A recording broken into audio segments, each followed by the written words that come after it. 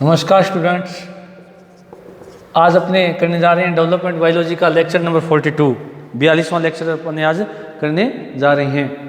अब देखिएगा कि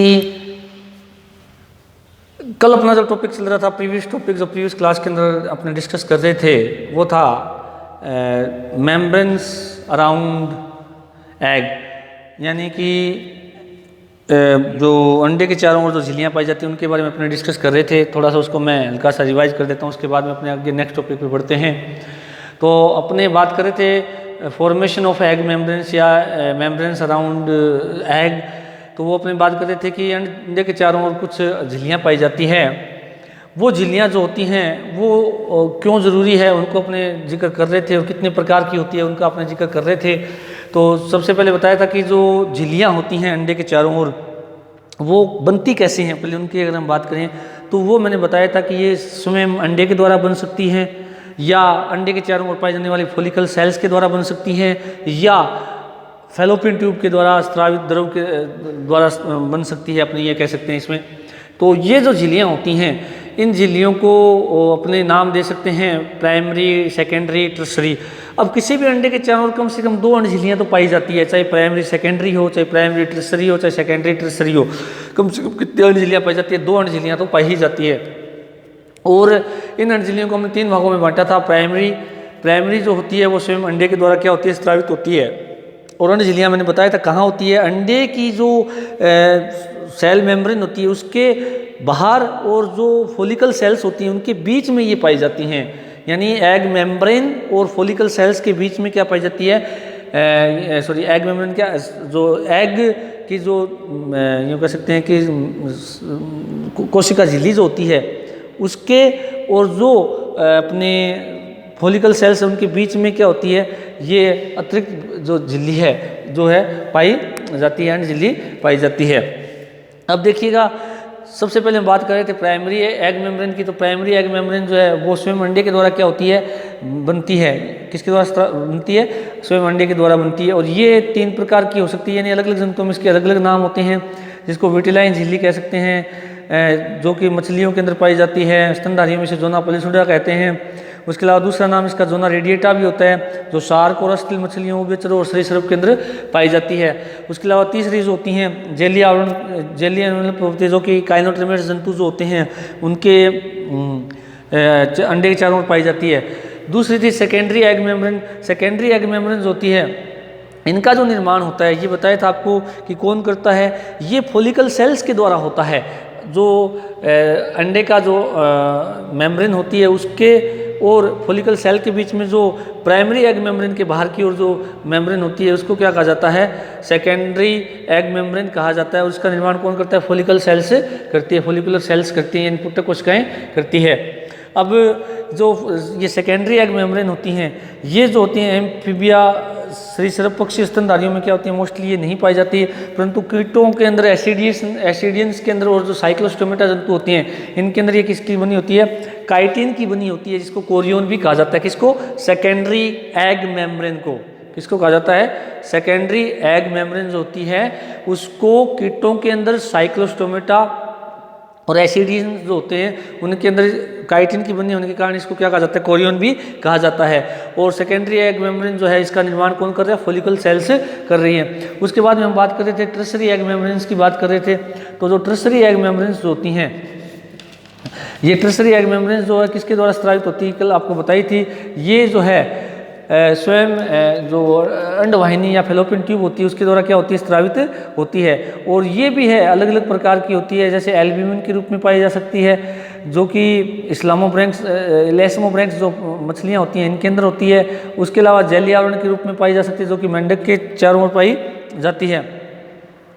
और आपको ये बताया था कि ये जो एम्फीबियन के अंदर जब अंडों को रखा जाता है, एम्फीबियन के अंदर जब अंडे जल के अंदर छोड़े जाते हैं, तो ये जो टर्सरी एग मेम्ब्रेन है ये क्या करती है कि उसको जल को अवशोषित करके फूल जाती है, जिससे क्या होता है कि बाह्य आघातों से क्या होती है? सुरक्षा होती है। ये बात आपको मैंने कल बताई थी। और सरीसृप और पक्षियों के अंदर 5 टर्सरी एग मेम्ब्रेन से पाई जाती हैं। तो इस प्रकार ये कल अपने देखा था। अब बात करें कि एग मेम्ब्रेन जो है उनका काम क्या है? सिग्निफिकेंस क्या है? सिग्निफिकेंस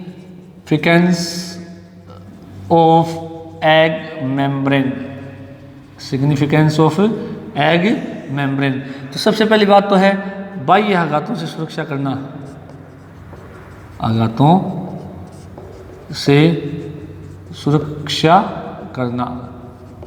दूसरा है विकिरणों से सुरक्षा करना, विकिरणों से सुरक्षा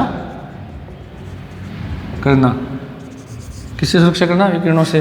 प्रदूषणकारी पदार्थों से सुरक्षा, प्रदूषणकारी पदार्थों से सुरक्षा करना। प्रदूषणकारी पदार्थों से क्या होती है? इससे सुरक्षा भी होती है। उसके अलावा जो है तापक्रम है, पीएच है, उनसे भी क्या है? सुरक्षा करना। तापक्रम किसका? अगर जल के अंदर अगर अंडे दिए गए हैं तो जल का जो तापक्रम है अगर ज़्यादा है या कम, उससे सुरक्षा होती है। और अगर स्थल पे दिए जाते हैं तो स्थल का जो तापक्रम है उससे सुरक्षा होती है। वह पीएच से सुरक्षा करना, पीएच से सुरक्षा करना। तो ये काम किसके हैं? इन अंडझिल्लियों के हैं। उसके अलावा यदि हम बात करें तो विविपेरस जो जंतु उनके अंदर पोलिस्पर्मी को रोकने के लिए, विविपेरस जंतुओं में पोलिस्पर्मी को रोकने के लिए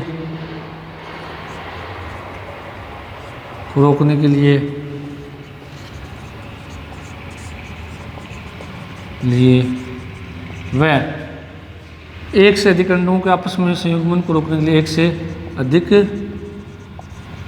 अंडों के आपस में संयोजन से रोकना। ये काम कौन करता है? एग मेम्ब्रेन करती है सॉरी, एग मेम्ब्रेन करती हैं। तो इस प्रकार ये बहुत सारी जो कार्य हैं ये किसके हैं? एग मेम्ब्रेन के हैं। तो एग मेम्ब्रेन आपको समझ में आ गई होगी, अंडे के चारों ओर पाई जाने वाली झिल्ली, जो कि अंडे की जो खुद की कोशिका जो होती है, कोशिका झिल्ली जो होती है, उसके बाहर और जो अपने फोलिकल सेल्स होती हैं उनके बीच में ये बनती है, जिनके ये कार्य हैं। तो बाह्य आघातों से, विकिरणों से, प्रदूषणकारी पदार्थों से, तापक्रम और पीएच से क्या करती हैं? सुरक्षाएं।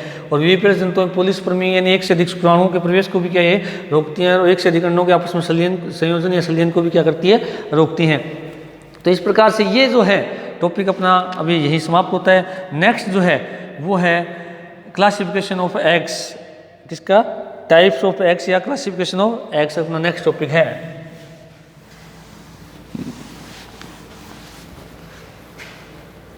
नेक्स्ट टॉपिक है अपना क्लासिफिकेशन ऑफ एग। अब क्लासिफिकेशन अगर हम बात करें अंडों के, तो अंडों का क्लासिफिकेशन किया गया है किसके आधार पर? पहला तो यही है कि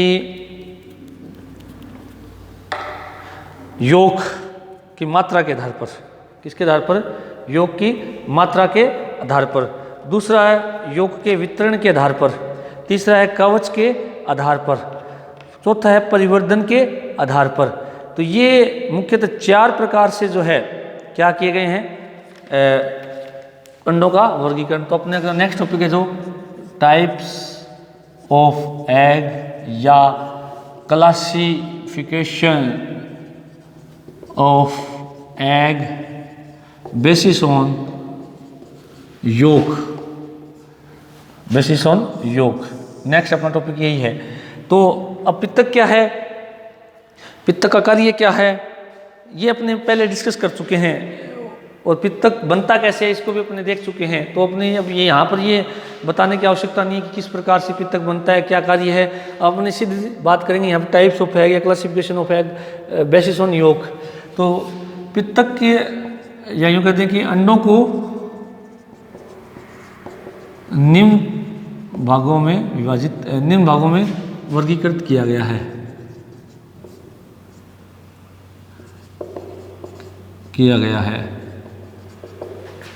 पहला वर्गीकरण किस आधार पे है? योग की मात्रा के आधार पर। योग की मात्रा के आधार पर।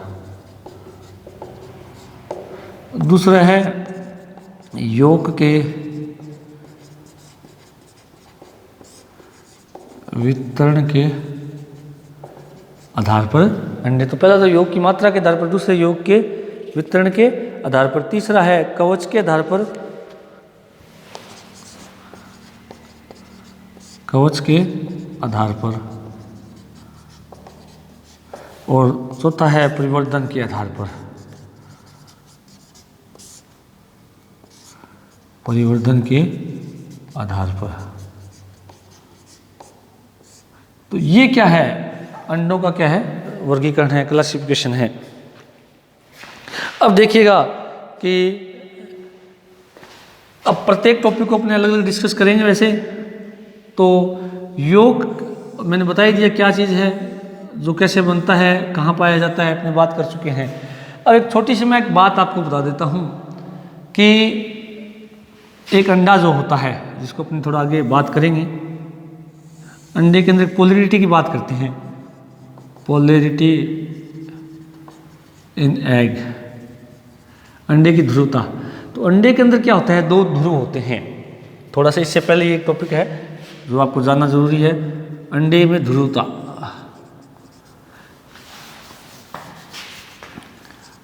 पोलैरिटी इन एग, अंडे की ध्रुवता। अब देखिएगा अंडे के अंदर कितने ध्रुव होते हैं, दो ध्रुव होते हैं। पहला ध्रुव होता है एनिमल पोल, दूसरा है वेजिटल पोल। दूसरा कौन सा होता है, वेजिटल पोल, जिसको कहते हैं सक्रिय ध्रुव, और ये है अल्पक्रिय ध्रुव। कितने पोल होते हैं, दो पोल होते हैं। पहला कौन सा है, सक्रिय ध्रुव, और दूसरा कौन सा होता है, अल्पक्रिय ध्रुव। तो अपने इन दोनों की बात करेंगे। अब जो एनिमल पोल है, जिसको हम जंतु गोलार्ध भी कहते हैं, हिंदी में क्या कहते हैं इसको, जंतु गोलार्ध। इस पर में क्या हो, इस भाग की यदि हम बात करें, इसको हिंदी में जंतु गोलार्ध भी कहा जाता है, हिंदी में क्या कहा जाता है, जंतु गोलार्ध, और इसको अल्पक्रिय कहा जाता है हिंदी में। तो यहाँ पर ये थोड़ा ध्यान रखना कि जिधर और अंडे के अंदर कोशिका द्रव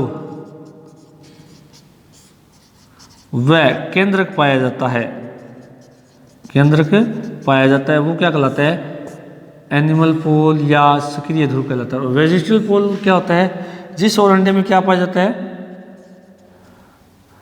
अंडे में उपस्थित यौग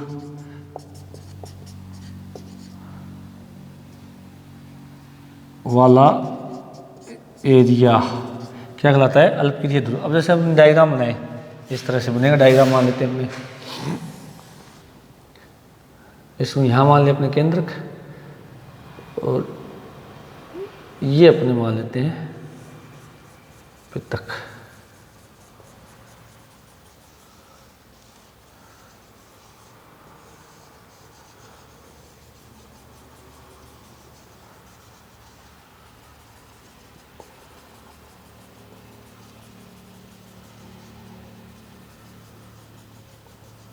ये अब ये बच गया अपने पास,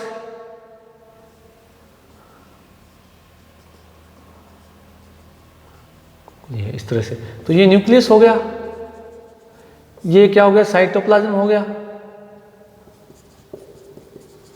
और ये क्या हो गया, यौग। अपने एग्जाम्पल के तौर पे देखें तो ये एरिया जो होता है इसका अंडे का, ये कौन सा होता है, एनिमल पोल। क्या होता है ये, एनिमल पोल। और ये जो बच गया ये एरिया क्या है, वेजिटल पोल, वेजिटल पोल।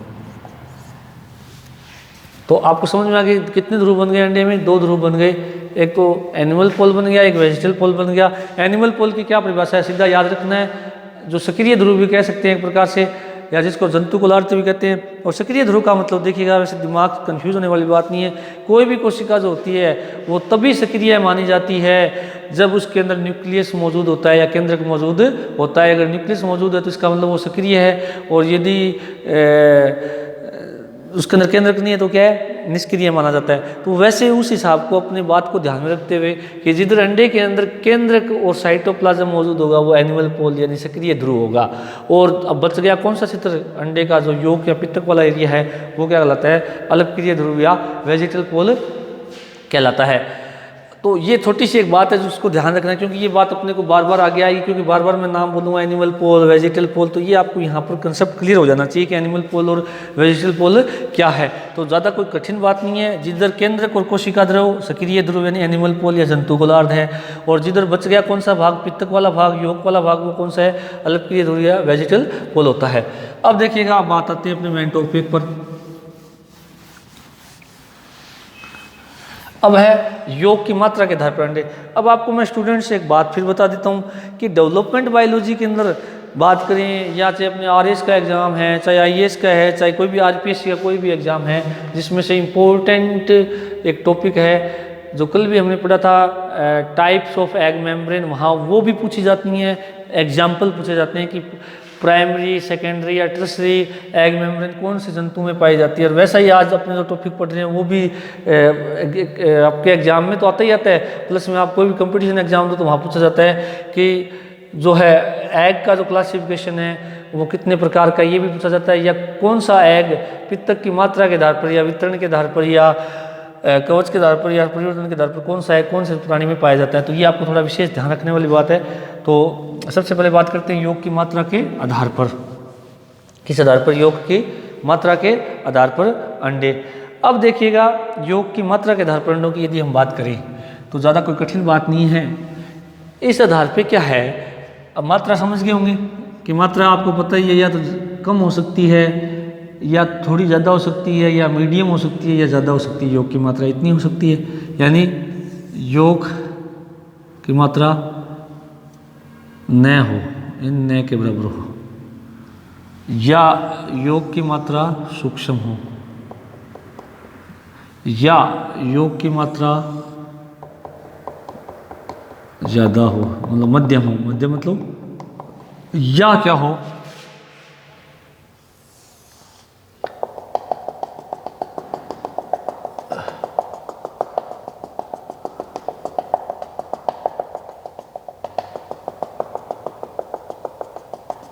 इस तरह से। तो ये अंडे जिनमें यolk की मात्रा न के बराबर होती है या एब्सेंट होती है वो कहलाते हैं अपित्त की अंडे। क्या कहलाते हैं, अपित्त के अंडे। जिनमें यolk पाया जाता है परंतु बहुत कम मात्रा में, उनको कहते हैं सूक्ष्म पित्त के अंडे, सूक्ष्म पित्त के अंडे।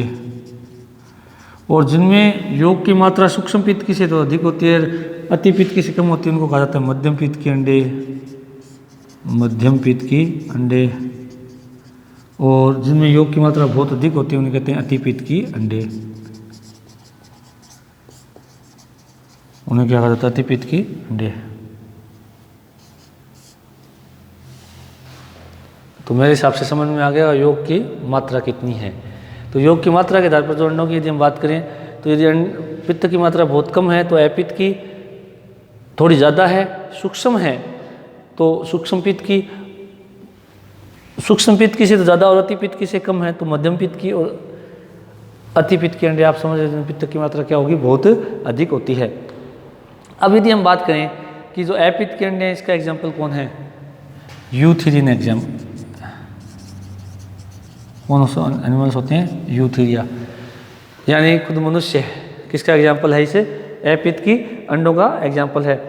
और जो सूक्ष्म पित्त के अंडे हैं जिसकी बात रोमर और बैलेंस के वैज्ञानिक थे, उन्होंने 1970 में बताई थी कि इन अंडों को ओलिगोलेसिथिकल का भी कहा जाता है, माइक्रोलेसिथिकल भी कह सकते हैं और ओलिगोलेसिथिकल भी कहा है। किसको, सूक्ष्म पित्त की को, इनको ओलिगोलेसिथिकल भी कहा जाता है। एक नाम और मैं थोड़ा लिख देता हूँ, ओलिगोलेसिथिकल अंडे। इसका एग्जाम्पल जो है कौन सा है, एम्फियोक्सिस है। कौन सा एग्जाम्पल इसका, एम्फियोक्सिस और ट्यूनिकेट्स जितने भी हैं, एम्फियोक्सिस और ट्यूनिकेट्स, जिसमें हर्डमानिया आता है, ट्यूनिसिन का बना हुआ बाह्य कंकाल जिनमें पाया जाता है। तो अपित्त के अंडे जिनमें पित्त की मात्रा बहुत नए के बराबर पाई जाती है या एब्सेंट होती है उनको कहा जाता है अपित्त के अंडे। और ये जो यूथेरियन एनिमल्स हैं, ये इसका एग्जाम्पल है, उसका रीज़न क्या है वो भी अपने डिस्कस करेंगे कि किस कारण से इनको अपित्त की कहा गया या पित्त की मात्रा किस हिसाब से होती है। अगले अंडे हैं अपने कौन से, मध्य पित्त की अंडे। तो मध्य पित्त के अंडे जो हैं ये एप्लेशिया, मेंडक, डिप्नोई, पेट्रोमाइजोन और एनलिडा के अंदर पाए जाते हैं। किसमें पाए जाते हैं? पेट्रोमाइजोन, फुफ्फुस मछलियाँ और एम्फीबिया में पाए जाते हैं। माइजोन, लंगफिश और एम्फीबिया में पाए जाते हैं। और अतिपित्त की का बताने का जरूरत ही नहीं है। एग्जाम्पल रेप्टाइल्स, एविज, ये किसके हैं? सारे के सारे अतिपित्त के अंडे हैं। उसके अलावा जितने भी कीट हैं, कार्टिलेज फिशेज हैं, प्रोटोथीरियंस हैं, इंसेक्ट, प्रोटोथीरिया,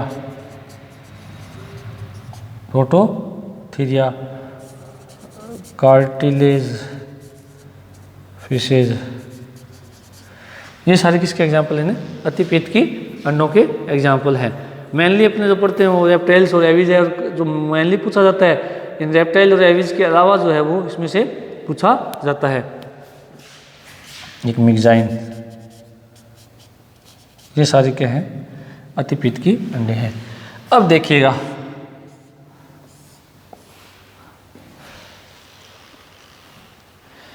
कि ये जो पित्तक है, अब हमने मात्रा की बात की है, योग या पित्तक की क्या है? मात्रा की बात की। मात्रा क्या है? कम है, ज़्यादा है, सूक्ष्म है या मध्यम है, उस आधार पर वितरण किया गया। तो पहले है अपित्त के अंडे। अपित्त की जो अंडे हैं इनके अंदर पित्तक की मात्रा न के बराबर होती है। अब मैं एक बात बताता हूँ कि पित्तक की मात्रा ये डिपेंड भी करता है कि अंडे के अंदर परिवर्तन या अंडे का परिवर्तन कहाँ हो रहा है या भ्रूण का परिवर्तन कहाँ हो रहा है। यदि भ्रूण का परिवर्तन अंडे के अंदर होगा तो सीधी सी बात है पित्तक की मात्रा ज़्यादा होगी, और यदि भ्रूण का परिवर्तन अंडे के अंदर नहीं हो रहा है तो प्लेसेंटा जैसी संरचना बन रही थी उनके अंदर पित्तक की मात्रा नहीं पाई जाएगी। तो अपित्त के अंडे जो इनके अंदर पित्तक नहीं पाए जाने का कारण यूथेरिया, जिसका उदाहरण खुद मनुष्य है, कि इनके अंदर क्या होता है कि भ्रूण का परिवर्तन खुद माता के गर्भाशय में होता है, प्लेसेंटा बनता है। क्योंकि पित्तक का काम क्या है? भ्रूण को पोषण देना, उसका अंगों के निर्माण में सहायता करना। अब यहाँ पर जो है अपित्त के अंडे के अंदर पित्तक क्यों नहीं पाया जाता? क्योंकि इनके अंदर भ्रूण का परिवर्तन जो है वो प्लेसेंटा के द्वारा माता के गर्भाशय में होता है, डेवलपमेंट माता के गर्भाशय में, तो इसलिए इनको अपित्त के अंडे कहा गया। और पित्तक की मात्रा न के बराबर पाई जाती है। Example Eutheria. सूक्ष्म पित्त के अंडे, इनके अंदर जो है पित्तक की मात्रा बहुत कम पाई जाती है। और जो बेरिल और रोमर वैज्ञानिक थे उन्होंने इनको क्या नाम दिया? ओलिगोलेसिटिकल भी बोला है। ओलिगो का मतलब कुछ मात्रा, तो सूक्ष्म पित्त की ओलिगोलेसिटिकल अंडे इनको कहा जाता है, जो एम्फियोक्सिस और ट्यूनिकेट्स। अब इनके अंदर क्या होगा कि अब पित्तक नहीं तो ज़्यादा नहीं कम है, परंतु भ्रूण का परिवर्तन अंडे के अंदर होता है, तो इसलिए इनके अंदर लार्वा अवस्था पाई जाती है। क्या पाई जाती है? लार्वा अवस्था पाई जाती है। किसके अंदर? सूक्ष्म पित्त की वाले अंडों के अंदर। क्योंकि लार्वा अवस्था, भ्रूण का परिवर्तन जितने दिन पित्तक मौजूद होगा तो उतने दिन तो क्या होगा कि इनको पोषण मिलेगा, तो वो पोषण लेते रहेंगे। और जैसे ही पित्तक की मात्रा खत्म हो जाएगी या कम हो जाएगी तो वो जो है भ्रूण वो बाहर निकल जाता है अंडे से। अब उसका भ्रूणीय परिवर्तन पूरा नहीं हुआ होता है तो वो क्या करता है? बाहर निकल के वातावरण में विचरण करते हुए भोजन लेगा और अपने भ्रूणीय परिवर्तन को पूरा करके मेटामॉर्फोसिस करते हुए वयस्क में चेंज होता है, जो ट्यूनिकेट्स के अंदर, हार्डमानिया के अंदर ये पाया जाता है। तो ये विशेषता है। मध्यम पित्त के अंडों के अंदर क्या होता है कि अंडे जो होते हैं सूक्ष्म पित्त की, जो पित्तक की मात्रा होती है सूक्ष्म पित्त की से तो ज़्यादा होती है, अति पित्त की से क्या होती है? कम होती है। यानी मध्यम मात्रा में क्या पाया जाता है? पित्तक पाया जाता है। इसका एग्जाम्पल है पेट्रोमाइजोन है, लंगफिश और एम्फीबिया। अब यहाँ पर भी क्या होता है कि पित्तक बहुत ज़्यादा नहीं है, इसलिए क्या होता है कि भ्रूण जो है वो लार्वा के रूप में दिखाई देता है। और मेंढक के अंदर हम देखते हैं टैडपोल लार्वा दिखाई देता है। क्योंकि अगर जंतु को भ्रूण को अंडे के अंदर ही पोषण मिलता तो वो पूरा विकसित जंतु बाहर निकलता, परंतु इनके अंदर पित्तक जो है सूक्ष्म पित्त की और मध्यम पित्त की पित्तक इतना ज़्यादा नहीं होता कि वो पूरे भ्रूण के परिवर्तन में काम आ सके। इसलिए क्या होते हैं कि भ्रूणीय अवस्था बाहर आ जाती है, जिसको हम लार्वा अवस्था कहते हैं। तो मध्यम पित्त के अंडों के अंदर भी लार्वा अवस्था पाई जाती है, जैसे एम्फीबिया की विशेषता हमने देखी, लार्वा देखते हैं टैडपोल लार्वा। उसके अलावा इसका एग्जाम्पल पेट्रोमाइजन और लंगफिश भी है। और मध्यम पित्त के जो अंडे होते हैं इनके अंदर पित्तक की मात्रा मैंने बता दी, सूक्ष्म पित्त की से तो ज़्यादा और अति पित्त की से क्या होती है? कम होती है। और तीसरे अति पित्त के अंडे जिनके अंदर पित्तक की मात्रा बहुत ज़्यादा होती है, इतनी ज़्यादा होती है कि भ्रूण का परिवर्तन आसानी से अंडे के अंदर ही हो जाता है, और जब अंडे से जो शिशु बाहर निकलता है वो पूर्ण विकसित होता है, उसके अंदर लार्वा अवस्था नहीं पाई जाती। Example reptiles, aves, insect, Prototheria, cartilage fishes और मैगजीन है। तो ये है योग की मात्रा या पित्त की मात्रा के आधार पर अंडों का प्रकार। नेक्स्ट प्रकार अपने कल देखेंगे। Thank you.